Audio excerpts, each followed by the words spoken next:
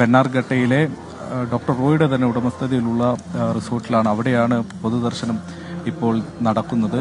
റോയിയുടെ കുടുംബം നമ്മുടെ ഡോക്ടർ റോയ്, അതായത് നമ്മുടെ കോൺഫിഡൻസ് ഗ്രൂപ്പിന്റെ ഓണർ, അതായത് പുള്ളിക്കാൻ നടന്ന സംഭവം അത് ഭയങ്കര ഒരു അൺനാച്ചുറൽ ആയിട്ടുള്ള ഒരു ഇതായിട്ടാണ് എനിക്ക് ഫീൽ ചെയ്തത്, പേഴ്സണലി ഫീൽ ചെയ്തത്. ഒന്നാമത്തെ കാര്യം എന്ന് വെച്ച് കഴിഞ്ഞാൽ ഇവർ പറയുന്നത്, ഈ പോലീസുകാർ പറയുന്നത് വെച്ചാൽ കോൺഫിഡൻസ് ഗ്രൂപ്പ് പോലത്തെ ഒരു ഗ്രൂപ്പിൻ്റെ ഒരു സ്ഥലത്ത് അവരുടെ CCTV 3 മാസമായിട്ട് വർക്കിംഗ് അല്ലെന്ന് ഇവർ പറയുന്നു, പോലീസുകാർ പറയുന്നു. അതെനിക്ക് ഒട്ടും വിശ്വസിക്കാൻ പറ്റാത്തൊരു കാര്യമാണ്. എന്ന് വെച്ച് കഴിഞ്ഞാൽ നിങ്ങളിരുന്ന് ആലോചിച്ച് നോക്കാം, നമ്മുടെ പുള്ളിക്കാരൻ, അതായത് പുള്ളിക്കാരന് വേറെ കടബാധ്യതയൊന്നുമില്ല, 0 ഡെപ്തിൽ നിൽക്കുന്ന ഒരു ഗ്രൂപ്പാണ് കോൺഫിഡൻസ് ഗ്രൂപ്പ്. അവർ ഇഷ്ടം പോലെ ചാറ്റ് ചെയ്യുന്നതാണ്, ചന്നം ഭിന്നം ചാറ്റ് ചെയ്യുന്ന ഒരു ടീമാണ് കോൺഫിഡൻസ് ഗ്രൂപ്പ്. പിന്നെ നമ്മുടെ ബിഗ് ബോസ് പോലത്തെ മിക്ക സാധനങ്ങളൊക്കെ സ്പോൺസർ ചെയ്യുന്നത്. അപ്പോൾ അത്രയും റെപ്യൂട്ടഡ് ആയിട്ടുള്ള ഒരു കമ്പനിയുടെ CCTV 1-2 ദിവസമാണെങ്കിൽ നമുക്ക് പറയാം, പോട്ടെ ആരെങ്കിലും മറ്റേ പണിക്കാരുടെ ഇതുവല്ലോ തിരക്കോ അല്ലെങ്കിൽ ആരെങ്കിലും വിട്ടുപോയതാണോ, ഒരാഴ്ച കൂട്ടിക്കോ. 3 മാസമായിട്ട് കോൺഫിഡൻസ് ഗ്രൂപ്പ് പോയിട്ട് അത്രയും വലിയ ബിൽഡിങ്ങിൻ്റെ CCTV, അതായത് CCTV ഒന്ന് ആലോചിക്കണം, കംപ്ലൈൻ്റ് ആണെന്ന് പറയുമ്പോഴത്തേക്കും അതിൻ്റെ സത്യാവസ്ഥ എന്തുമാത്രം ഉണ്ടാവും, അതാണ് എനിക്ക് സംശയം. പിന്നെ രണ്ടാമത്തെ കാര്യം, നമ്മൾ ED റെയ്ഡ്, ഈ ED റെയ്ഡ് വരുന്ന സമയത്ത് നമ്മുടെ ഒരു IT അല്ലെങ്കിൽ ED വീട്ടിൽ വരുന്ന സമയത്ത് നമ്മുടെ ഫോണ്, പിന്നെ ഇയാളെ വെളിയിലോട്ട് ആക്സസ് ചെയ്യുന്ന സാധനങ്ങളെല്ലാം അവർ ഡിനൈ ചെയ്യും. അതായത് ഇവരെന്താ മെയിൻ നോക്കുന്നത്, ഇവർ സർപ്രൈസ് ആയിട്ട് കയറി വന്നിട്ട് റെയ്ഡ് നടക്കും. അപ്പോൾ നമ്മുടെ ഡോക്യുമെൻറ്റ്സ് എന്തെങ്കിലും കള്ളത്തരം ഉണ്ടെങ്കിൽ പിടിക്കാനായിട്ടാണ് ഇവർ വരുന്നത്. അപ്പം നമ്മൾ പുറത്തുനിന്ന് ഇൻഫ്ലുവൻസ് ചെയ്യാതിരിക്കാനായിട്ട്, വേറെ ആരെയും വിളിച്ച് ഇൻഫ്ലുവൻസ് ചെയ്യാതിരിക്കാനായിട്ട് നമ്മുടെ ഫോണും ബാക്കിയുള്ള സാധനങ്ങളൊക്കെ പിടിച്ചു വെക്കുന്നത്, ഇൻക്ലൂഡിങ് ലാപ്ടോപ്സ് ഫോൺസ്. ലാപ്ടോപ്പ് വഴി മെയിൽ അയക്കുകയോ വേറെ ആരെങ്കിലും ഇൻഫോം ചെയ്യുക, ആ പരിപാടി ചെയ്യാനും സമ്മതിക്കത്തില്ല. പിന്നെ ഫോൺസ് ഇതെല്ലാം പിടിച്ചു വെക്കും, വേറെ ആരെയും ഇൻഫ്ലുവൻസ് ചെയ്ത് കോൾ ചെയ്യാതിരിക്കാനും അവർ സമ്മതിക്കത്തില്ല. അപ്പോൾ ഇതെല്ലാം അവർ പിടിച്ചു വെക്കും, വരുമ്പോൾ തന്നെ പിടിച്ചു വെക്കും. അപ്പോൾ എൻ്റെ മെയിൻ ക്വസ്റ്റ്യൻ, അതായത് പുള്ളിക്കാരൻ്റെ റൂമിൽ, അതായത് ഒരു റൂമിൽ കയറിപ്പോയെന്നാണ് ഇവർ പറഞ്ഞത്. റൂമിൽ കയറിപ്പോയി എന്നിട്ടാണല്ലോ പുള്ളിക്കാരൻ ഇൻസിഡൻറ്റ് ചെയ്തത്. പുള്ളിക്കാരൻ കയറിയ റൂമിൽ 2 ഫോൺ കണ്ടെത്തി, അതായത് ഒരു ഐഫോണും ഒരു ആൻഡ്രോയിഡ് ഫോണും പുള്ളിക്കാരൻ്റെ ഡ്രോയറിൽ നിന്ന് കണ്ടെത്തി. പിന്നെ മറ്റേ ഈ തോക്കും കണ്ടെത്തി. അപ്പോൾ ഈ EDക്കാർ വന്ന പാടെ ഇതൊന്നും പുള്ളിക്കാരൻ്റെ സാധാരണ ഒരു ED റെയ്ഡ് വരുന്ന സമയത്ത് ഈ പുള്ളിക്കാരൻ വേറെ ഒന്നും ആക്സസ് ചെയ്യാതിരിക്കാണ്ട് ഇത് ഫോണും കാര്യങ്ങളൊക്കെ പിടിച്ചു വെക്കും. പിന്നെ എങ്ങനെ ഈ പുള്ളിക്കാരൻ്റെ മുറിയിൽ നിന്ന് ഈ 2 ഫോൺ കണ്ടെത്തി? അത് മാത്രം എൻ്റെ ഒരു ക്വസ്റ്റ്യനാണ്. ഈ 2 ഫോൺ എങ്ങനെ കണ്ടെത്തി? പിന്നെ ആ CCTV, ഇതാണ് ഭയങ്കര സംശയമാണ്. പിന്നെ വേറൊരു കാര്യമുണ്ട്, ഇയാളെ ഹോസ്പിറ്റലിൽ കൊണ്ടുപോയത് തൊട്ടടുത്ത ആശുപത്രി ഉണ്ടായിട്ട് എന്തിനാ 4-5 കിലോമീറ്റർ തൊട്ടടുത്ത ആശുപത്രി ഉണ്ട്. പിന്നെ അരമണിക്കൂർ നീണ്ട അത്രയും ഡിസ്റ്റൻസ്, ബാംഗ്ലൂരിലെ ട്രാഫിക് നിങ്ങൾക്ക് അറിയാലോ, അരമണിക്കൂർ ഡിസ്റ്റൻസ് അടുപ്പിച്ചുള്ള ഒരു ഹോസ്പിറ്റലിലോട്ട് എന്തിനാ പുള്ളിക്കാരനെ കൊണ്ടുപോയത് തൊട്ടടുത്ത ആശുപത്രി ഉണ്ടെങ്കിൽ? ആ വിഷ്വൽസ് ഞാൻ ഒന്ന് കാണിച്ചു. ഒരു പയ്യൻ പറയുന്നൊരു വിഷ്വൽസ് ഉണ്ട്. ആ പയ്യൻ ബാംഗ്ലൂരിലാണ് താമസിക്കുന്നത്. ആ പയ്യൻ്റെ ഇതൊന്ന് ഞാൻ പറഞ്ഞുതരാം. എന്ന് വെച്ചാൽ പുള്ളിക്കാരൻ ഇതിൻ്റെ അടുത്തായിട്ടാണ് താമസിക്കുന്നത്. അപ്പോൾ പുള്ളിക്കാരൻ വ്യക്തമായി അറിയാം, അവിടെ കാര്യങ്ങളൊക്കെ അറിയാം. ആ വീഡിയോ ഞാൻ ഒന്ന് കാണിച്ചു തരാം. സാറിന്റെ മരണത്തോടനുബന്ധിച്ച് ഒരു സംശയം ഉള്ളതായത് നിങ്ങളോട് ഷെയർ ചെയ്യുകയാണ്. അതായത് മാധ്യമങ്ങളൊക്കെ പറയുന്ന ഒരു കാര്യത്തിൽ ഒരു ചെറിയ തെറ്റുണ്ട്, അതായത് തൊട്ടടുത്തുള്ള ഹോസ്പിറ്റലായിട്ടുള്ള നാരായണ ഹൃദയാലയം കൊണ്ടുവന്നു. തൊട്ടപ്പുറത്തുള്ള HSR ലേഔട്ടിലെ നാരായണ ആശുപത്രിയിലാണ് അദ്ദേഹത്തെ എത്തിച്ചത്. എന്നാൽ മരണം സ്ഥിരീകരിച്ചു. ബാംഗ്ലൂരിൽ താമസിക്കുന്നവർക്ക് അറിയാം, തൊട്ടടുത്തുള്ള ഒരു ഹോസ്പിറ്റലേ അല്ല. നമ്മളുടെ ഇടയിൽ ഒരാൾക്ക് എന്തെങ്കിലും സംഭവിച്ചു കഴിഞ്ഞു കഴിഞ്ഞാൽ ഏറ്റവും അടുത്തൊരു ഹോസ്പിറ്റലിലേക്ക് കൊണ്ടുപോകുന്നുള്ളതാണ് ആദ്യം ചെയ്യുന്നത്.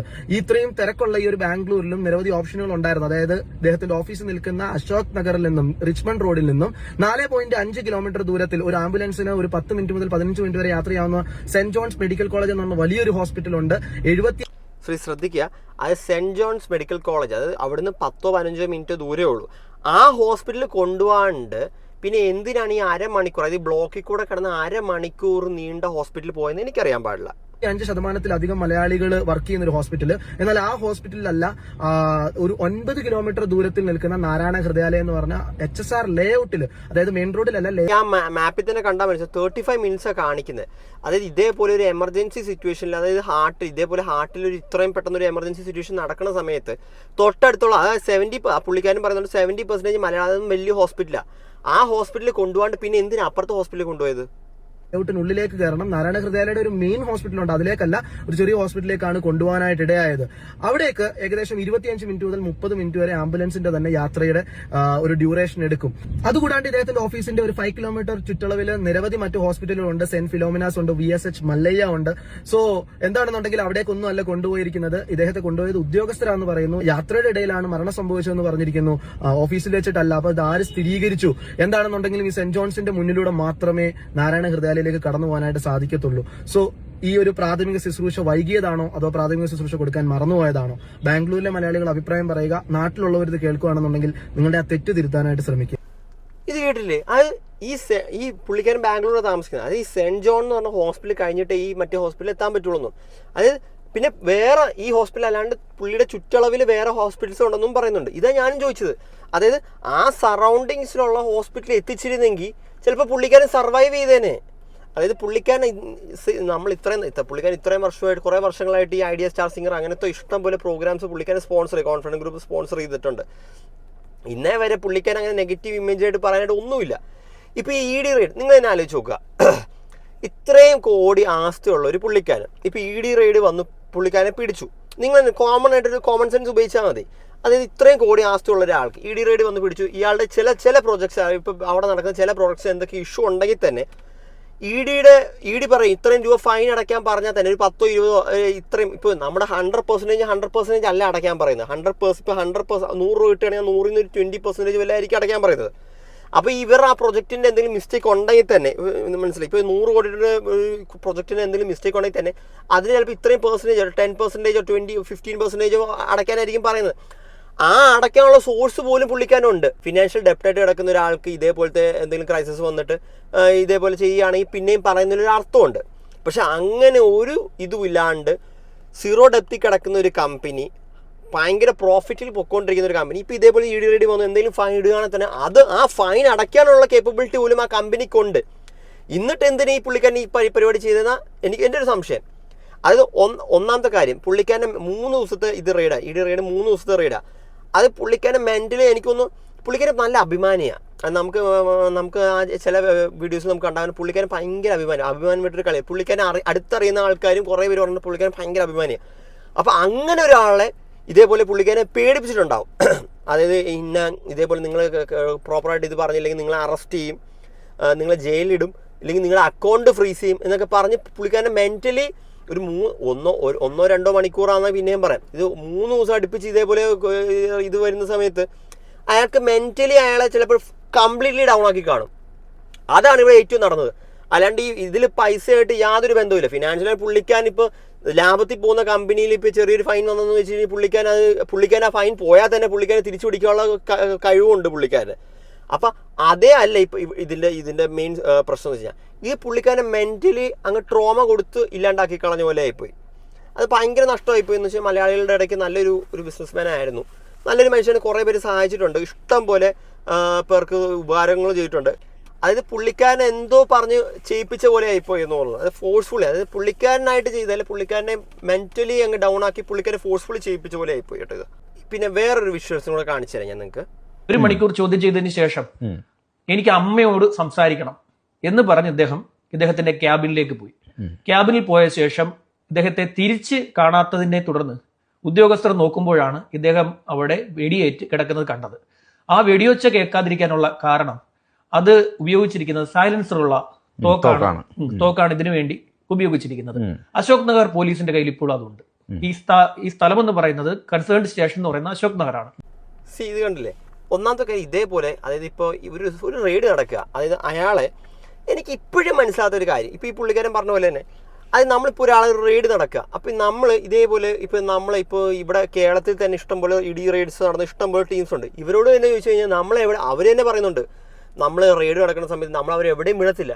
നമ്മളിപ്പോൾ ഒരു സ്ഥലത്ത് നിർത്തിക്കഴിഞ്ഞാൽ നമ്മൾ വെള്ളം വേണമെന്ന് പറഞ്ഞാൽ പോലും അവർ വെള്ളം എടുത്ത് തരും. നമ്മൾ നോർമലി ബാത്റൂമിൽ പോകണമെന്ന് പറഞ്ഞാൽ പോലും അങ്ങനെ പോകുമ്പോൾ സമയത്ത് മാത്രമേ അവർ നമ്മളൊരു ഫ്രീ ടൈമായിട്ട് നമുക്ക് വിടത്തുള്ളൂ.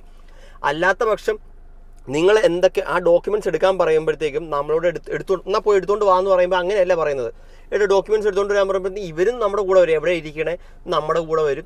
അവരുടെ പ്രസൻസിലാണ് നമ്മൾ സാധാരണ ഓരോരോ കാര്യങ്ങൾ എടുത്ത് ഇതേപോലെ കാണിക്കുന്നത്. അങ്ങനെയുള്ളൊരു അത്രയും വലിയ 3 ദിവസം അടുപ്പിച്ച് നടക്കുന്ന റെയ്ഡിൽ ഇതേപോലെ പുള്ളിക്കാരൻ ഒരു കാര്യം ചെയ്യും, നിങ്ങൾ ഇപ്പോൾ ഡോക്യുമെന്റ്സ് എടുത്തിട്ട് വാന്ന് പറഞ്ഞാൽ പുള്ളിക്കാരൻ ഫോണും ഇതും കൊടുത്തിട്ട് അതൊക്കെ പറയുമ്പോഴത്തേക്കും ഭയങ്കര ഒരു അൺനാച്ചുറൽ ഇതായിട്ട് എനിക്ക് ഫീൽ ചെയ്ത്. അതാണ് ഇപ്പോൾ കുടുംബം ഇപ്പോൾ വേറൊരു ഇത് പറഞ്ഞിട്ടുണ്ട്, കോൺഫിഡൻസ് ഗ്രൂപ്പിൻ്റെ ഒഫീഷ്യലായിട്ട് ഫാമിലി എന്തോ കേസൊക്കെ കൊടുത്തിട്ടുണ്ട്.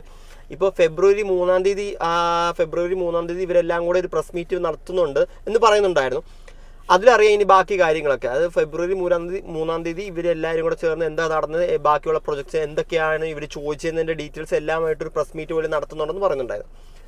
പിന്നെ ഇന്നായിരുന്നു പുള്ളിക്കാരൻ്റെ ഫ്യൂണറൽ, ഇന്നായിരുന്നു.